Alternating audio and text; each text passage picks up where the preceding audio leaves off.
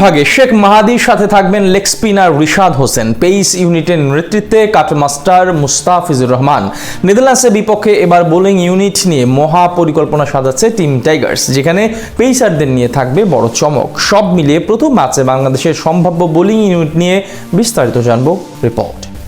আগামী মাসে মাঠে গড়াবে 17তম এশিয়া কাপ। মহাদেশীয় শ্রেষ্ঠত্বের লড়াইয়ের আগে টাইগারদের সামনে নেদারল্যান্ডস মিশন। 3 ম্যাচের সিরিজ দিয়ে শেষবারের মতো নিজেদের ঝালিয়ে নেওয়ার সুযোগ পাচ্ছে লিটন বাহিনী, যেখানে সবচেয়ে বড় পরীক্ষা নিরীক্ষা হবে পেস আক্রমণ নিয়ে।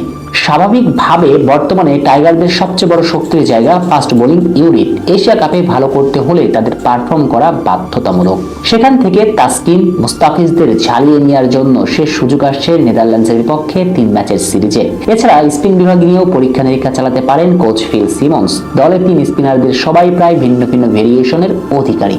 স্পিন অ্যাটাকের প্রধান আস্থা হতে পারেন সহ-অধিনায়ক শেখ মাহাদি। বল হাতে সাম্প্রতিক সময়ে দারুণ উন্নতি করেছেন তিনি।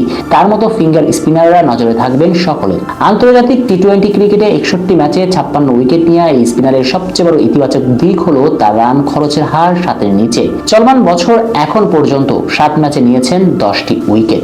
তাই স্বাভাবিকভাবে তার উপর বড় দায়িত্ব থাকবে এশিয়া কাপ এবং আসন্ন সিরিজে। তার সাথে থাকতে পারেন লেগ স্পিনার রিশাদ হোসেন, যাকে নিয়ে এশিয়া কাপে অন্যতম গুরুত্বপূর্ণ সদস্য হিসেবে বিবেচনা করা হচ্ছে। আন্তর্জাতিক টি-20 ক্রিকেটে 40 ম্যাচে 48 উইকেট নিয়ে এই স্পিনারের ইকোনমি রেট মাত্র 8। তার চেয়ে বড় কথা বোলিং গড় 20-এর কাছাকাছি।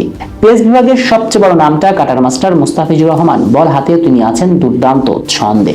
বিশেষ করে এই বছর এখন পর্যন্ত আন্তর্জাতিক ক্রিকেটে টি-20 ফরম্যাটে কোনো ম্যাচে হারেননি তিনি। এমনকি শেষ 4 ম্যাচে একবারও 20-এর উপর রান দেননি, যেটা বাড়তি অনুপ্রেরণা যোগাচ্ছে ভক্তদের। তাছাড়া নেদারল্যান্ডসের বিপক্ষে তিনি হবেন পেস ইউনিটের নেতা। তার সঙ্গে থাকতে পারেন তানজিম হাসান সাকিব। নিজের আগ্রাসন এবং নতুন বলের কার্যকারিতায় প্রমাণ দিয়ে জাতীয় দলের নিয়মিত সদস্য পরিণত হয়েছেন এই ফাস্ট বোলার। পাকিস্তান ও শ্রীলঙ্কার বিপক্ষে সিরিজ জয়ের পেছনে বিশেষ ভূমিকা ছিল জুনিয়র সাকিবের। তাই এশিয়া কাপের পূর্বে নিজেকে প্রস্তুত করার জন্য সুযোগ পেতে পারেন তিনি। এছাড়া তৃতীয় পেসার হিসেবে থাকতে পারেন তাসকিন আহমেদ। সময়ের অন্যতম সেরা পেসার ভাবা হয় তাকে। তাই নেদারল্যান্ডসকে ঘায়েল করার জন্য তাসকিনের উপর আরো একবার ভরসা রাখতে পারেন টিম ম্যানেজমেন্ট। এদের বাইরে পেস অলরাউন্ডার হিসেবে জায়গা করে নিতে পারেন মোহাম্মদ সাইফুদ্দিন।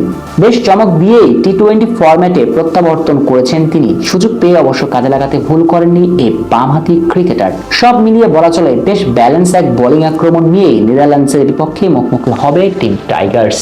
স্বাভাবিকভাবে বর্তমানে টাইগারদের সবচেয়ে বড় শক্তির জায়গা ফাস্ট বোলিং ইউনিট। এশিয়া কাপে ভালো করতে হলে তাদের পারফর্ম করা বাধ্যতামূলক।